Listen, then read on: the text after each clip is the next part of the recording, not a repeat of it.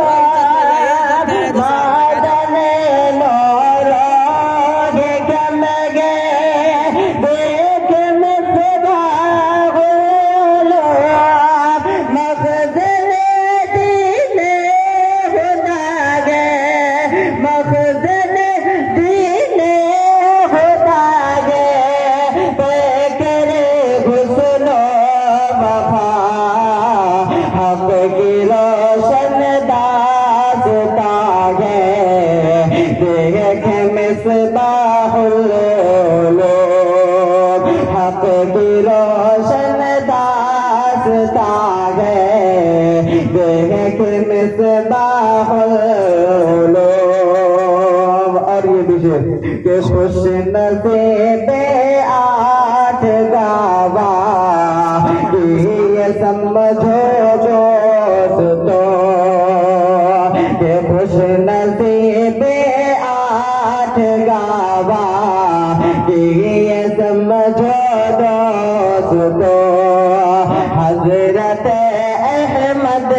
वली तशरीफ लाए जो खुश नसीब आठ गावा ये समझो दोस्तों हजरत अहमद वली तशरीफ